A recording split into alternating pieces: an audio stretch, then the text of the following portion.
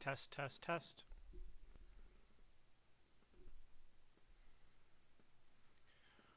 Welcome back to Swordman Josh Gaming. And as I told you guys earlier, I did not get to play in a pre-release due to some logistics. However, today, on Monday, I did get some pre-release kits. So I'm going to open one of these and see what I would have pulled, assuming that this would have been my pre-release kit. The other two, I don't know what I'm going to do with yet. But I'm going to open one right now and see what my pulls would have been looking like if I did get a pre-release kit. We're going to do a random roll of the die here. I got a 12-sided die, so 1, 2, 3, 4, 5, 6, 7, 8, 9, 10, 11, 12. Let's see how we go. Die says 5, which would be the one right here in the middle. And we'll set these to the side, and let's see what I could have possibly pulled in a pre-release kit if I had gotten to play. I do have in my collection quite a few pre-release cards. I have a binder that's got pre-release cards in it. I like to collect them. So I wanted to get a Theros Beyond Death pre-release card even though I didn't get to play in the pre-release. So let's see what we would have got. Well, we got a pretty... I've seen the blue and white. This is a nice pretty red die, and it should have the Theros symbol on it. Let's see here. Yep, there's the mask for Theros. So, can we get a nat 20? 7. 7 should still be a fairly lucky number. Alright, I'm going to get the arena code card out of here. And then comes with the divider. My cat needs to get down. And a rule book that's just a tip of how to do pre-release. We'll set our promo card up here, not knowing what it would have been. And we'll show that at the end. And then this is just probably what they normally are. Yeah, it's just an idea of how to build a pre-release deck, 40-card deck, suggestions. We don't need that. So, 6 packs. We open the booster box. Let's see here. Do these have the pull tabs on them? These do not have the pull tabs on them like the booster box did. That's interesting. So we just have to open them the regular way. Let's see how we do. As if... so these look like they're in the opposite order. So I'm going to go through all of these cards because this would have been my pre-release kit and see how we would have done. So Underworld Ragehound. I'm going to separate them by color here to see where we were at. Leonin of the Lost Pride. Naiad of the Hidden Groves. Hero of the Games. Gift of Strength. We're going to do this a little weird here because we're sorting by color. Normally we sort by rarity. So, Rage Scarred Berserker. That covers all of our colors. Arena Trickster. Revoke Existence. Memory Drain, so we got some counter magic. Unknown Shores, some color fixing. We'll hide that over here. Heroes of the Nyxborn is our first uncommon. So right now, red-white's looking pretty strong. We have a Shoal Kraken. I'm going to put that over here. Shoal Kraken. We have a Thundering Chariot, which that could help with smoothing things out. And our first rare is the Acroan War. So right now, and then there's our Pretty Forced. And our Human Soldier token, which don't matter. I'm just going to set them off screen over here. Right now, this is looking like it would have been a red-white leaning you towards, and I'm curious if our pre-release card is going to support that as well. Let's keep going. So, Ichthyomorphous, yes. Portent of Betrayal. Gain control of tapped creature until gain control of target creature until end of turn. So, alright. We have Karametra's Blessing. This is a great card, one of the best common cards in my opinion. We still haven't pulled any of the Oaths. Deny the Divine, so another counter spell. Creature enchantment spell, and then it exiles it. So we have some good counter magic. Scavenging Harpy. Loathsome Chimera. Inspiring Awe, which is just a fog effect. Final Death, again, good removal. Altar of the Pantheon, good mana fixing again. There's our first Omen, Omen of the Forge. Looks like, we got Furious Rise as our first uncommon. Beginning of your end step, if you control a creature with power 4 or greater, exile the top card of your library. You may play that card until you exile another card with Furious Rise. Okay, pseudo card draw. Banishing Light.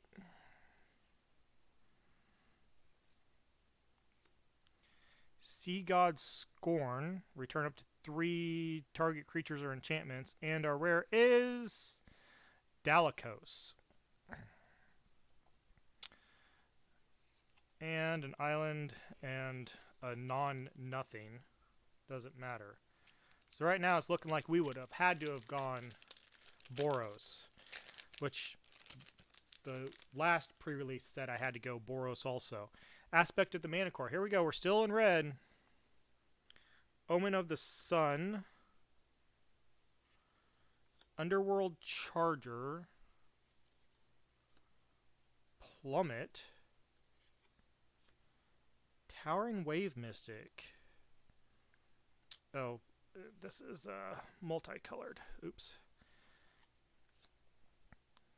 Daybreak Chimera. Costs X less for your devotion to white. Traveler's Amulet. We have plenty of things to smooth out our mana draw in this pre-release kit. Infuriate. Grim Physician. Grim Physician dies. Target creature and opponent controls gets -1/-1. Good turn 1 play. Omen of the Sea. Now it's looking more like red-blue based off of our colors. Phalanx Tactics. Heatful Eidolon. Stinging Lionfish. And the rare is Temple of Deceit. Not something you want to see in your pre-release kit. Especially when it doesn't completely support your colors. Because right now we're looking red-blue. Still got 3 packs to go. Just by number of playables. And sometimes you end up playing colors just by number of playables. It sucks when you end up down that path. Stern Dismissal. Nyxborn Brute. Wow, a 7/3, but he's just a dummy. Citizen Training. Enters battlefield, draw a card, and trample. Okay. Lampad of Death's Vigil. Sorry, I'm looking down as if I'm building the decks here. Daybreak Chimera again. That's not a bad thing to have 2 of those. 3/3 flying. Traveler's Amulet again. Infuriate again. Grim Physician. Omen of the Sea. Thaumaturge Familiar. Scophos Maze Warden. Gets +1/-1 until end turn. Whenever another creature becomes the target of an ability of a land you control named Labyrinth of Scophos, you may have Scophos Maze Warden fight that creature. Interesting. If we pulled the maze. Meadow Maze Prophecy. This is one that's interesting to be able to draw through our deck. We have Warden of the Chained, which is a Minotaur. And our rare is Temple of Abandon. Yeah, this is one of those pre-release kits where I would have been extremely upset with getting 2 rare land cycles with rares that they're basically not playable rares. They're useless in a pre-release kit. Portent of Betrayal. I mean, we can always steal people's stuff. Karametra's Blessing. Plummet. Funeral Rites. Quinny, stay off my desk. Dreadful Apathy. Eidolon of Philosophy. Voracious Typhon. Wings of Hubris. Scophos War Leader. I may just have to start stacking these here. It's looking like we probably would have played Is It. Maybe had to have splashed another color. Drag to the Underworld. Entrancing Liar.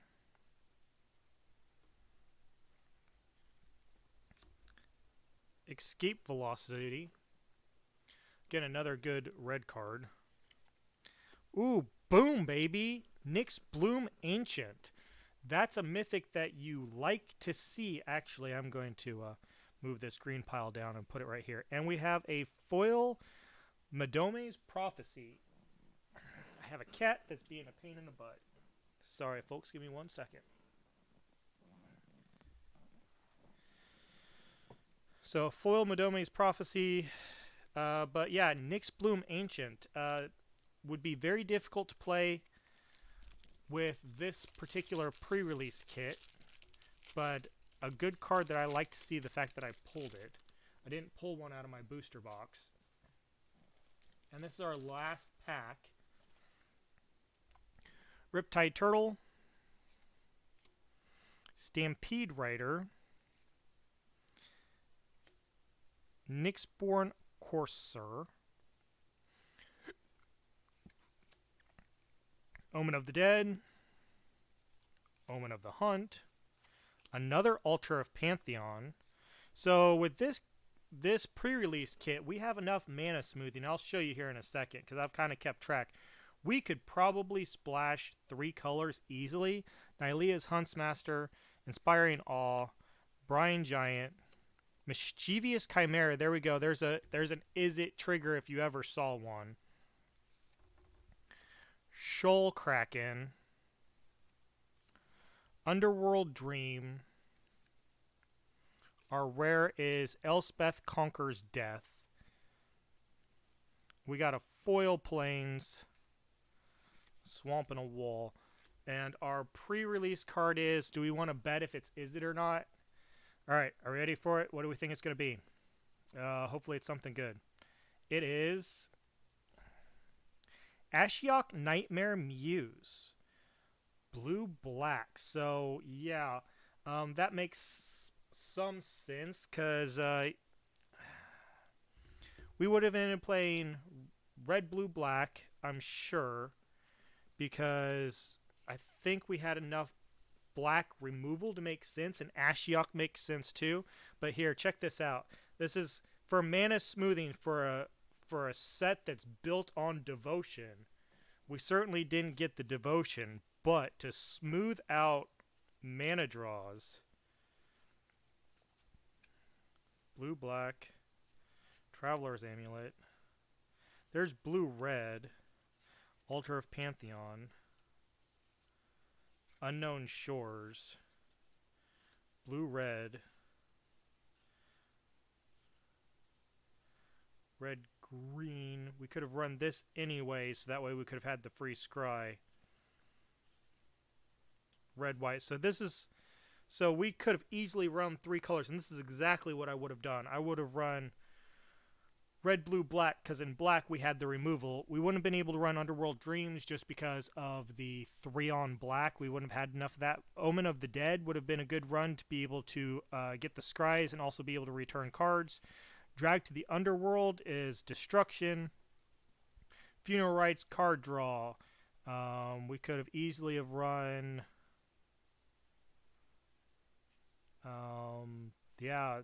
there's Final Death. So yeah, we would have only run about three or three or four cards from black plus Ashiok, and then we would have been red blue. I originally thought we were going to be running white, but I don't even think we really pulled much in the way of rare bombs out of here. Let's see if we got any rares in blue or red. Nothing there. But in red, I mean, okay, so we have all of this to be able to support. I mean, we got the Dalichos, which is blue-red rare. I'm just going through my thought process here with you guys as if I was building. So in red, we actually... Izzet wants you to play on opponent's turns. And we do have some things to play on an opponent's turns, but we also have...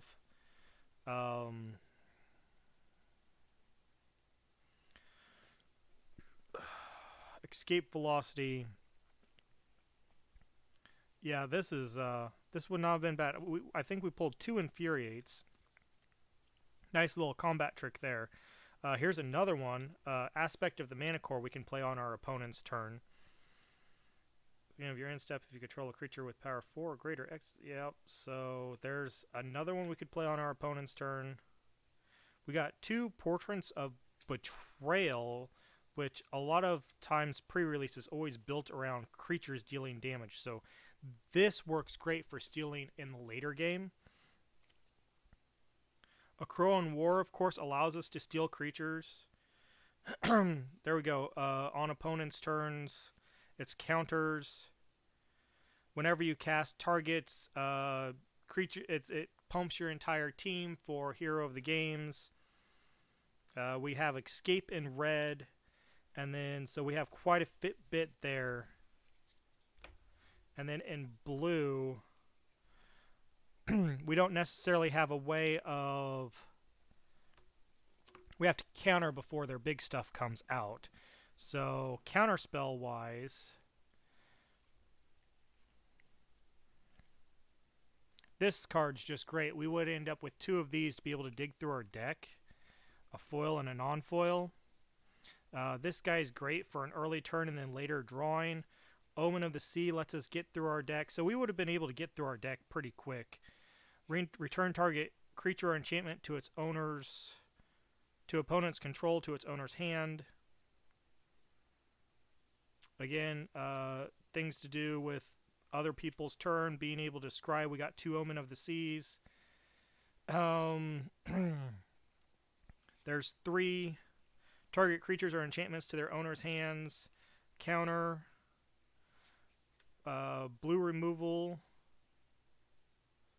Go through our library. Counter. Play for cheaper on our opponent's turns. Go through our library. We got 2 of those. We have enough enchantments with our... that we could run that Brine Giant and probably get him out for about 3 mana or so. I don't know if we could run the Towering Wave Mystic. I don't know that it would make our opponents put much into their graveyard because we don't have enough escape cards where we would want to do that.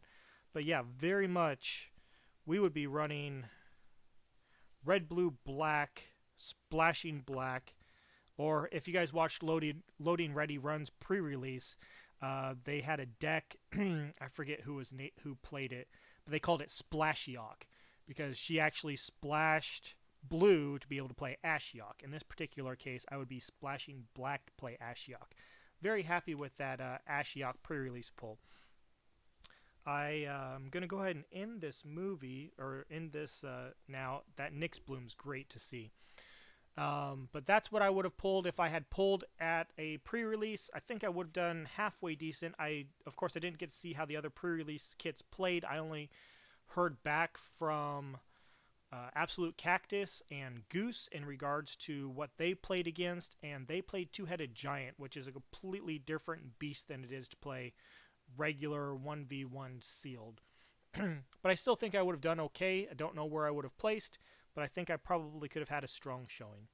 So if you like what you saw here, or possibly want me to open another pre-release kit, leave a comment down below. I'm going to keep at least one back for my sealed collection, but I could possibly open one more for the fun of it. But